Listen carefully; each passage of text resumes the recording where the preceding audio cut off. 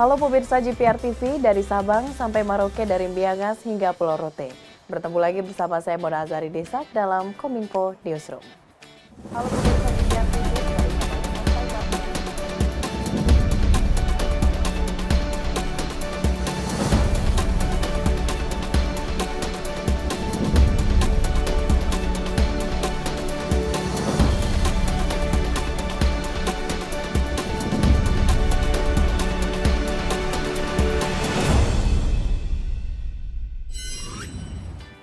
Pemirsa, mengawali informasi pertama, pemerintah kembali membuka ekspor produk minyak sawit termasuk minyak goreng dan CPO. Dibukanya kembali ekspor produk minyak sawit disebabkan terpenuhinya kebutuhan dalam negeri serta keberlangsungan hidup para petani sawit.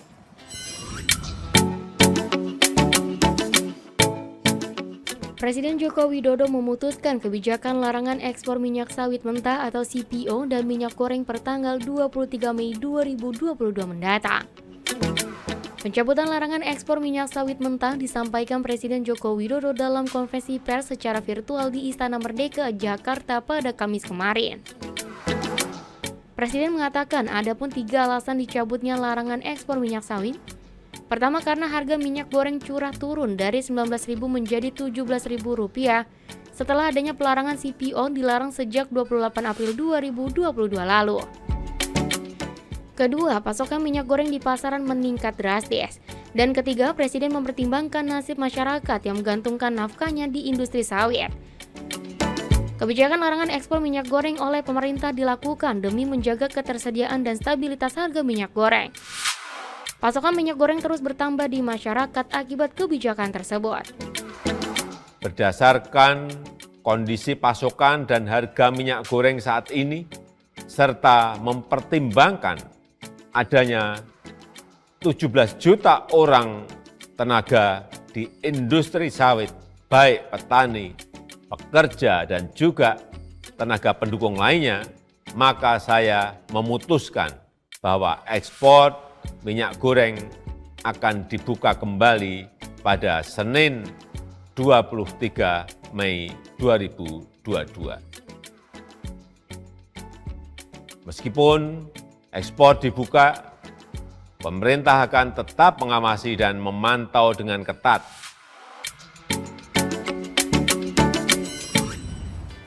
Pemirsa, terkait dengan ekspor CPO yang kembali diizinkan, Menko Perekonomian Erlangga Hartarto juga mengatakan akan melakukan pengawasan secara ketat dari pelaksanaan kebijakan ini. Kebijakan ini akan terintegrasi dengan kementerian dan lembaga terkait.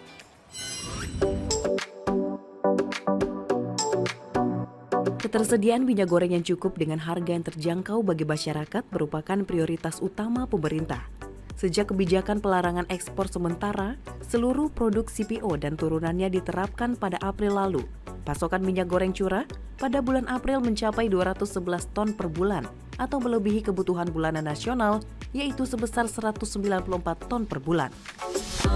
Kebijakan tersebut juga berdampak terhadap harga minyak goreng curah yang menurun dari Rp19.800 per liter menjadi Rp17.200 hingga Rp17.600 per liter.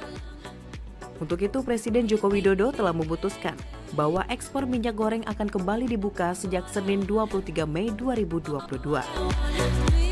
Menindaklanjuti kebijakan tersebut, Menteri Koordinator Bidang Perekonomian Erlangga Hartarto menyampaikan kebijakan tersebut akan diikuti dengan upaya untuk tetap menjamin ketersediaan bahan baku minyak goreng melalui penerapan aturan Domestic Market Obligation dan Domestic Price Obligation oleh Kementerian Perdagangan. Nah, Kementerian Perdagangan akan menetapkan jumlah besaran DMO yang akan perlu dipenuhi atau harus dipenuhi oleh masing-masing produsen, serta mekanisme untuk memproduksi dan mendistribusikan minyak goreng ke masyarakat secara merata dan tepat sasaran.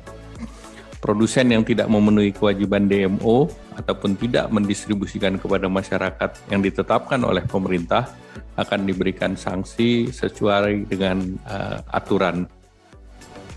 Sedangkan terkait akselerasi percepatan distribusi minyak goreng dengan harga eceran tertinggi Rp14.000 per liter, pemerintah juga memberikan penugasan kepada Perum Bulog untuk menyediakan cadangan minyak goreng sebesar 10% dari total kebutuhan minyak goreng curah yang nantinya akan disiapkan dalam bentuk kemasan sederhana.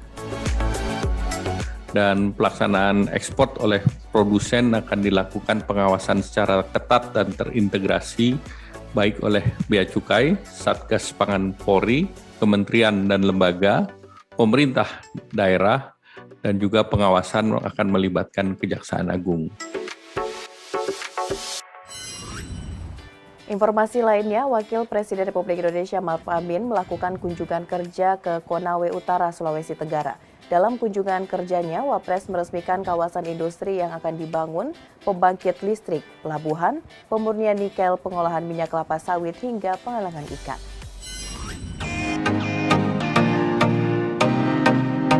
Wakil Presiden Republik Indonesia Ma'ruf Amin menghadiri acara peletakan batu pertama kawasan industri PT Nusantara Industri Sejati di Kecamatan Motui, Kabupaten Konawe Utara, Provinsi Sulawesi Tenggara. Wapres mengungkapkan bahwa komitmen PT Nusantara Industri Sejati sejalan dengan keinginan pemerintah dalam mengembangkan ekosistem kawasan industri modern yang berwawasan lingkungan dan berkelanjutan. Selain itu, Konawe Utara juga memiliki potensi yang besar untuk mendukung Indonesia sebagai produsen nikel terbesar di dunia. Oleh karenanya, Wapres pun menyambut baik pembangunan kawasan industri tersebut sebagai bagian dari upaya pemerintah untuk mengoptimalkan nilai tambah hilirisasi, menciptakan lapangan kerja, serta mendorong perekonomian daerah. Begitu pula pemerintah daerah dan investor perlu menjalin komunikasi dan sinergi yang baik. Saya harap nantinya kawasan industri niche ini dapat bersinergi dengan sektor UMKM. Peluang usaha baru bagi UMKM perlu dibuka dengan lebar agar kontribusi kawasan industri semakin luas bagi perekonomian daerah dan nasional.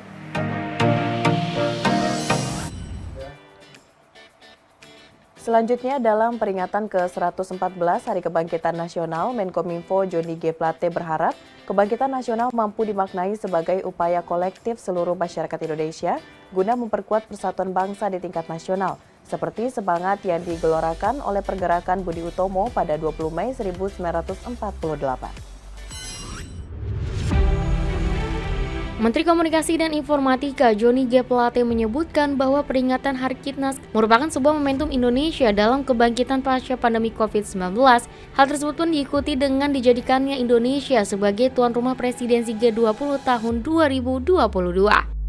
Menteri Johnny berharap dengan ditetapkannya 20 Mei sebagai Hari Kebangkitan Nasional mampu dimaknai sebagai upaya kolektif seluruh masyarakat Indonesia untuk memperkuat persatuan bangsa di tingkat nasional, seperti semangat yang digelorakan oleh Pergerakan Budi Utomo pada 20 Mei 1948. Momentum yang baik ini makin diperkuat dengan peran Indonesia sebagai presidensi atau keketuaan G20 tahun 2022. Pada presidensi G20 tahun ini, Indonesia mengusung tema Recover Together, Recover Stronger, dengan tujuan dapat memberikan spirit baru dalam mewujudkan tatanan dunia yang dapat memberikan kesejahteraan dan kemakmuran yang inklusif, serta menjamin keberlanjutan kehidupan masa depan. Pemirsa, usai jeda kami akan kembali dengan berbagai informasi lainnya. Tetaplah bersama Kominfo Newsroom.